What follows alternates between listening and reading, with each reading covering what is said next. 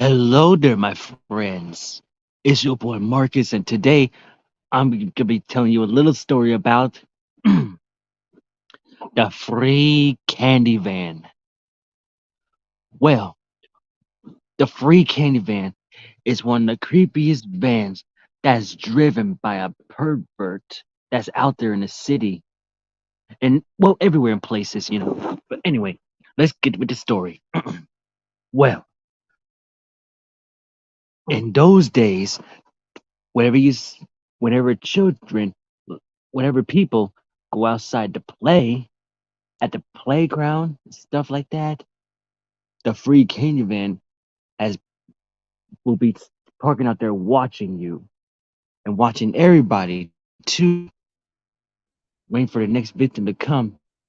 Until then, one child named Trisha, she was walking around minding her own business, but then a man stopped her and asked if she would like some candy. But then she said, Sure, where is it?" And he said, "It's in the back of the van." She said, "Okay." But then so he walked. So then she got out and walked to the back of the van until that day. One day, Trisha, she had made the biggest mistake of her life. Do you know what happens?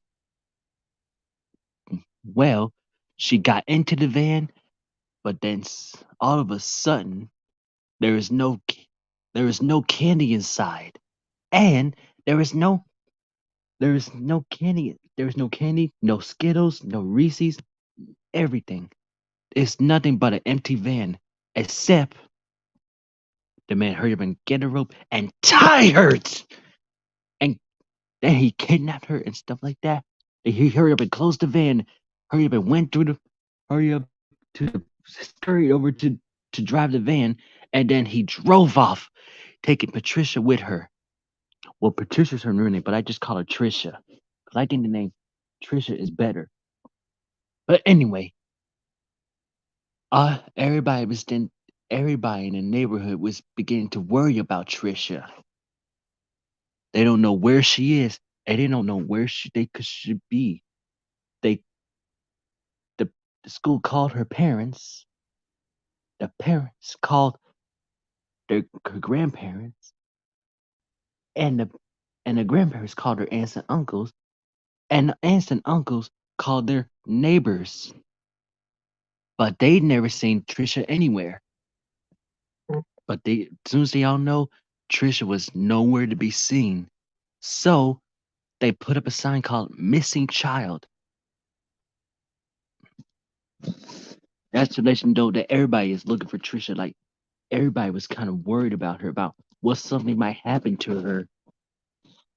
Then by the time the free candy van got back to his house, he he had grabbed Trisha and took her inside and took her inside of his home, his creepy home. Then that day forward, there are there are lots of children out there that are being kidnapped inside of his home. He hid them, so he hid them inside the attic. He hid some of them inside the basement. He even hid them inside the closets.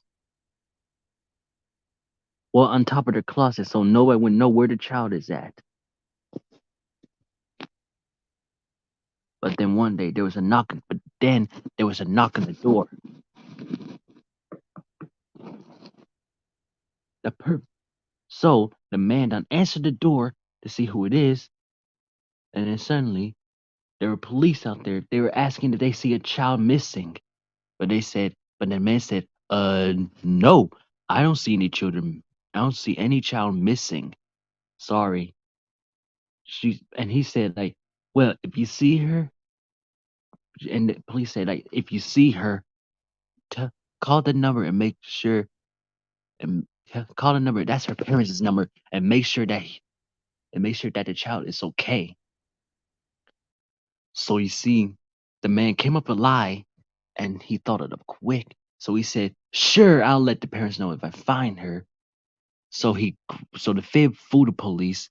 Then he grabbed the paper, wished the police officers a good day, and then he ripped the paper in half.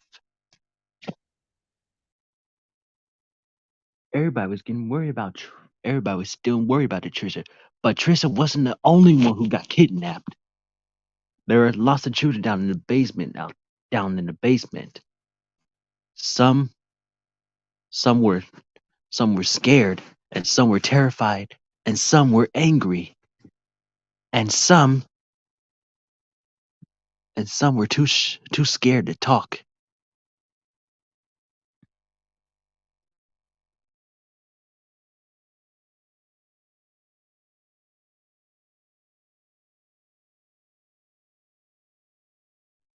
While the while everybody's still looking for Trisha, they had noticed they had noticed they had noticed the van trail where it leads. They had noticed the van track tires, well, tire tracks. So they followed the tire tracks to lead where the free candy van is at. They followed it all down the road and from through the city, through a playground, and through town until they finally stop at the until they finally the tracks and stop at the very old house where they found the free candy van, but they don't know who's inside the house. So they all knocked on the door. But when they realized when they knocked on the door about the free candy van, they know that something was wrong. Yeah, they all know what something was wrong. They knew something was up with the free candy van in there. Because hey, they know that van anywhere. Because hey, even the parents out there were looking for their kids too. And now, but and now look at that. They found a free candy van out there, outside. They recognized the van anywhere. So they got very, very angry. And now they had no choice but to knock on the door. They knocked on the door, but nobody answered. They knock on the door again, still no answer. So they had to walk through the back door to see if it's still open. But it was locked, so nobody was home. But but luckily for the dad there, they they took a picture of his license plate, and they took a picture of the picture of the van too, and let the police know like what van, like what happened to the children of their children. And now they got the evidence, and now they now reported it to the police. They called the police, but they said they'll be there about in an hour and 35 minutes. So they had to do something fast. But then later that evening, when the man just got back from doing his errands, he got a big surprise. There was a whole crowd of parents out there. They were waiting on this. They're waiting on their fool there. So they asked him very very crossly, saying like, "Where is our children?" And he said like he tried to make a lie out of it, but he said that he don't know either. But suddenly they didn't care what he think. They know that he's lying, so he doesn't fool them. He said, "Listen," they said, "Listen, dude. If anything happens to our children, your life is gonna your your butt is grass." And then, but the person know that he knows what's going on. Yeah, but the man knows that he knows what's going on. He he knew that his life would be over if he didn't tell the truth. Until that day, they heard screaming. Until one day, the parents they heard screaming, and it's coming from inside the house. They break the door open. They heard they heard basement kicking. The They were basement kicking and screaming. Yeah, they were, well, hold on a second. they heard they heard screaming and kicking from the basement floor. They heard they heard kicking and screaming from the attic, and they even heard kicking and screaming in the closet too.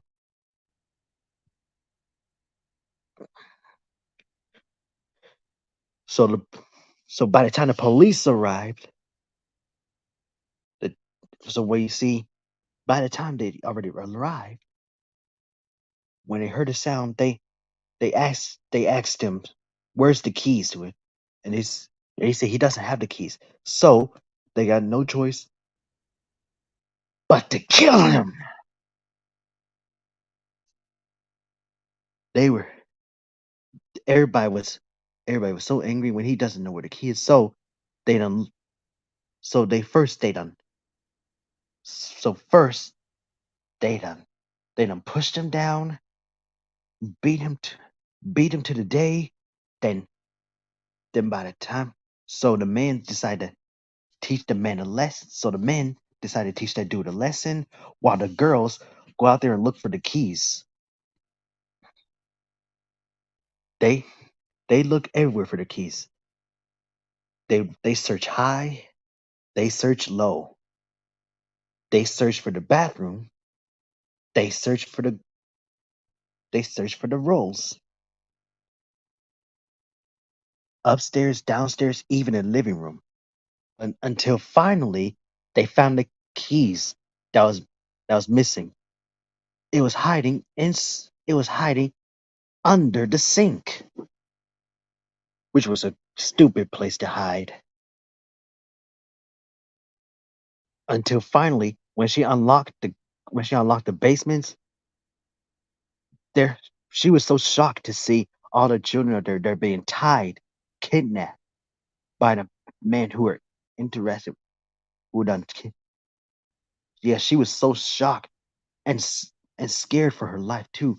So she had to hurry up and untie them all before the man gets back up. But by the time the man got back up on his feet, it was too late. So he kidnapped the ladies too.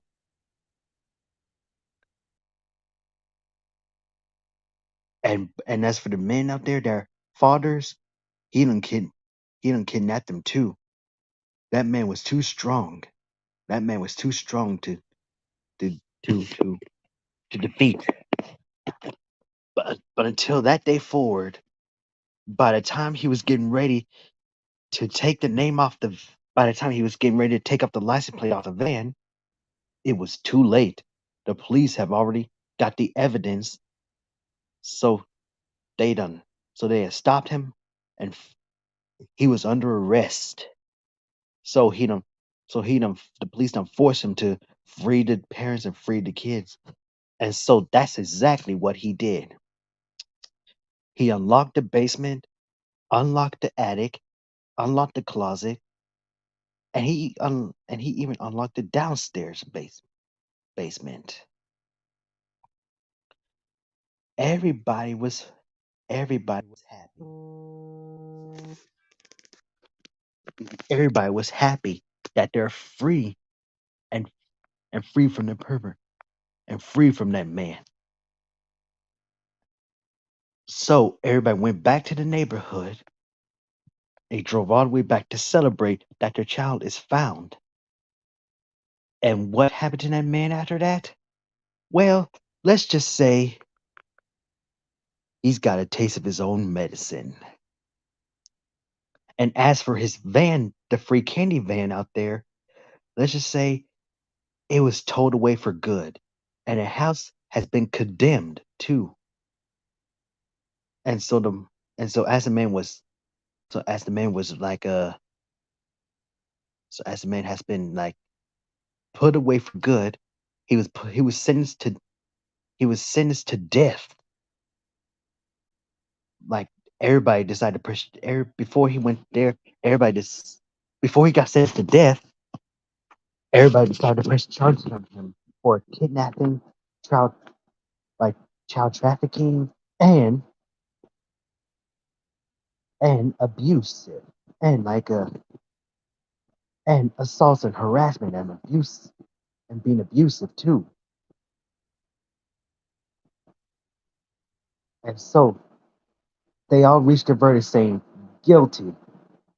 But but before the judge could answer, the pervert stand on his feet and as he tried to apologize to every victim he had kidnapped, but they didn't take his apology an apology. So they said this, man, you're sorry is not good enough after what you did. No way, we'll not forgive you for that. I hope you I hope you get what you deserve. Well, you see, sometimes just saying you're sorry is not enough. And sometimes sorry doesn't fix the pain. Well, sometimes sorry doesn't fix something broken when it's already broken. When the damage is done, it can no longer be fixed. But the man had ran out of words, so the judge has sentenced this man to death. Until that day forward, when he didn't get sentenced to death, let's just say he got life in prison, even though it would be nice if he got sentenced to death. And so as he got life in prison, justice has been served. And as for the man, he was never seen again. Nobody will have to worry about that man again. And as for his free candy van, let's just say is nothing but scrap. It was nothing but a scrap iron. And the van was broken to million pieces and has been recycled too. It has been recycled into tin cans and metal objects. Like something they can need, something they might need for their homes and stuff like that. And so everybody walked down the court celebrating that they'll never have to see that man again. And they all lived happily ever after. The end.